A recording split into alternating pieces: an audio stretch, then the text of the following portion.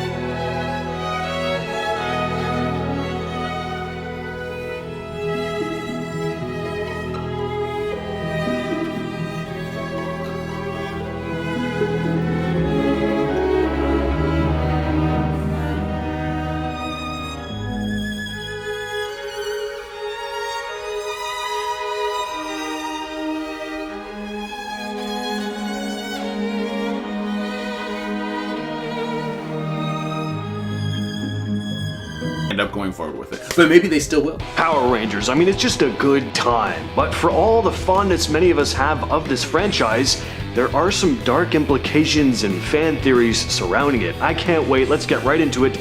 These are disturbing Power Rangers theories we can no longer ignore.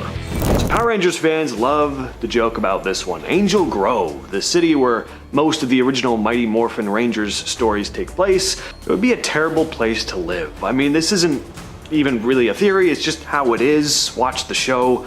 Almost every week, this poor town gets attacked by a new monster, and then giant robots are constantly battling huge versions of them, smashing through buildings, parking lots, factories. Imagine being a shop owner in an environment like this. Storefronts would be probably cheap as hell to rent, but only because you're living basically in a war zone. The economy would be in the toilet. No wonder these kids spend so much of their time at the recreation center at school. They have nowhere else to go. I mean, are you kidding me? These are the kids who choose to spend their time at a juice bar after class instead of doing, I don't know, anything else? It's because all the cool places keep getting wrecked by giant turtles with traffic lights attached to their bodies. Or a big pig monster wearing an ancient Roman centurion helmet for some reason. How could Angel Grove afford to rebuild the same skyscrapers and abandoned warehouses over and over again? The city's finances must be a total disaster, constantly in debt because they're pouring all their money into repairs. Forget math class. The Rangers should have taken their business up to space a lot sooner. Alright, that one was pretty obvious. Let's get nerdier. We're really getting into the iceberg now. Ever since Power Rangers Turbo, been one question on everyone's minds. Well, two, actually. First of all, why does the Blue Ranger go from a small child to a fully grown adult when he morphs? And two, who or what even is the Phantom Ranger? Before we proceed, I just want to let y'all know I'm going to be referencing the shows here. I'm not really familiar with the Boom comics, so leave your thoughts on that whole side of things down in the comments, but I'm really just focusing on what we see on screen for this video. So one theory is that the Phantom Ranger is actually Billy. There's some sense to this. The Phantom Ranger shows up about a year after Billy left Earth to live with a bunch of aliens. The Phantom Ranger also came from space, seemed to have a lot of the tech whiz knowledge Billy was famous for, but the recent Netflix special Once and Always completely undermines this, because Billy goes back to being the MMPR Ranger, and the Phantom Ranger also makes an appearance, so these are two different people. There's another theory about the Phantom Ranger though. a much darker one. Reddit user Gino Games wrote that they think the Phantom Ranger is a, quote, embodiment of all fallen or deceased Rangers, making him essentially a ghostly robot. And I like that theory. It explains the Ranger's wealth of knowledge. It's why we never see his face, if he or she or it even has one. And of course, adds a lot more weight to the whole Phantom thing. Here's what a lot of fans had a hard time making sense of. Why did the Rangers ditch the Zeo powers? I mean, obviously it is to sell more toys, but in universe, I mean, the Zeo Rangers were arguably the most powerful in the entire franchise. The Zeo crystals made them stronger than ever before, and the power would progressively grow over time. This was the height of their power. So where do we go from there? Cars. You know, they get headlights on their helmets now. We go from this kind of ancient alien sort of vibe to like NASCAR superheroes. Again, aside from the running out of Super Sentai footage, this transition was just completely arbitrary in universe, seemingly anyway. Well, one theory conjured up by desperate nerds like me trying to make narrative sense of a kid's superhero show from the 90s is that these teens with attitude in their mid-20s just couldn't handle the sheer power of the Zeo crystals. It just put too much strain on their bodies. Thus, they needed to ditch the Zeo crystals and harness the power of vehicles, leading to one of the lowest points in the series. Sorry, Turbo fans, all dozen of you. From a pure design perspective, though, I will say, rad suits. And the Sentai it pulls from is insane. There. Put your torches away. Again, all dozen of you. Alright, from low to high, let's talk a bit about Time Force, hailed by fans as one of the best seasons in the franchise. Power Rangers from a dystopian future with Vernon Wells from Mad Max as your main villain. Incredible. So, we know Power Rangers has multiple dimensions, but some fans think that this Ranger team might actually be the reason those other worlds exist. The Time Force agency does whatever it takes to protect their own timeline. Their story is set in the year 3000. They have time travel, so really not a stretch to imagine the use of it altered the timeline and created these splintered off universes. Could explain why everything from MMPR to In Space is connected, and each series afterward seems to exist in its own timeline, barely ever referencing anything from before, aside from the occasional guest appearance or special like Forever Red. And if you really take the time to scrutinize everything, these crossovers don't always line up. It would also explain why the MMPR Rangers suddenly have those cool armored up suits in the 1995 movie and then go back to the standard spandex for season 3. It's because they exist in two parallel universes. So bam, alternate timelines caused by time travel. Kind of helps explain everything and tie it together. Now, if there's any character who's the face of this franchise, it's Tommy Oliver. He totally changed the game when he showed up as the Green Ranger. So cool, he got to don a whole new suit and set of powers as the White Ranger, went on to lead the team in Zeo, and he showed up throughout the series making guest appearances and even becoming a staple of Dino Thunder as a main cast member. Aside from the character just being that iconic that bringing him back would always get fans excited, there's an interesting in-universe theory as to why Tommy just couldn't seem to shake being a Ranger. Could never quite move on.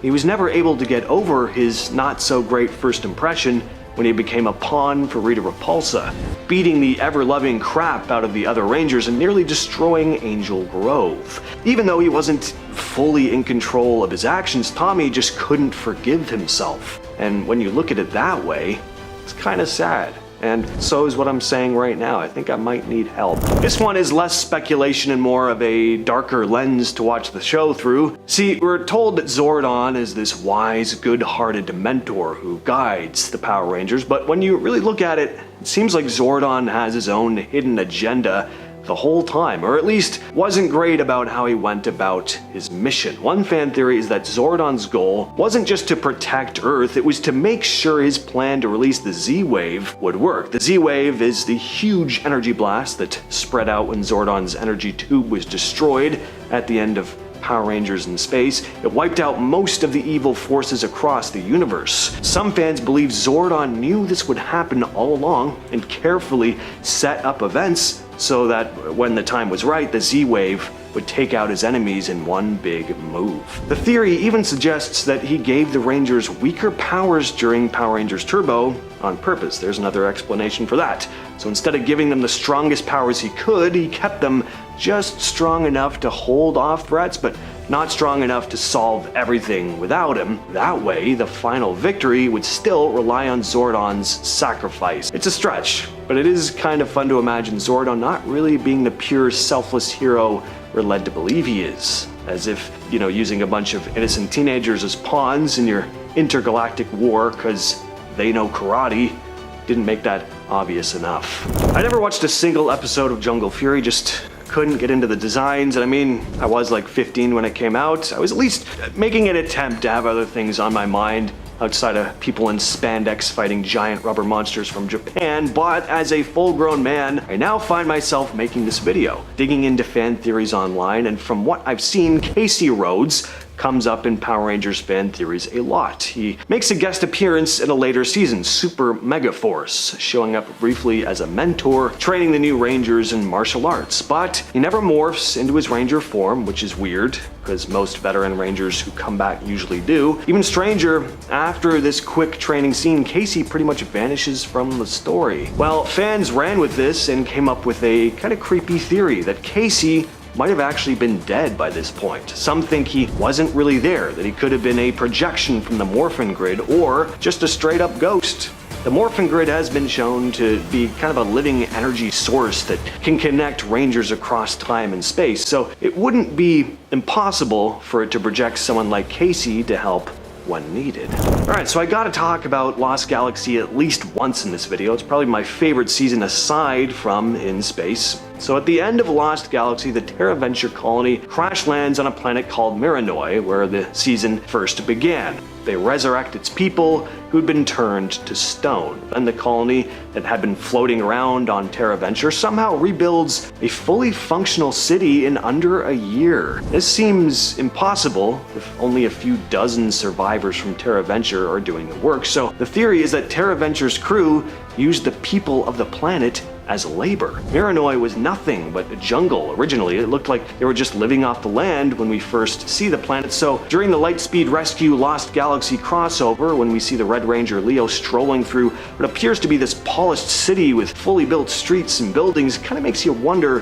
who built it all. Was Terra Venture the utopia it seemed, or was the Rangers' happy new world actually built on the backs of coerced locals? These are the important questions. And we'll finish off with a fun one, also kind of a dark one. Tommy Oliver is actually Zordon. Now, that sounds like a pretty insane idea, but this actually kind of ties everything together. We've established that there are multiple universes in Power Rangers, possibly parallel ones created by the Time Force team. Now, Tommy becomes several Rangers in the series. Starts as Green, nearly loses his powers completely, then becomes the White Ranger, goes on to lead Zeo as Red, then he's Turbo Red for a bit, and eventually comes back as the Black Ranger in Dino Thunder after some sporadic guest appearances in other seasons. Well, what if every time Tommy became a new Ranger, his physical body is getting weaker, but he is getting more connected to the Morphin Grid?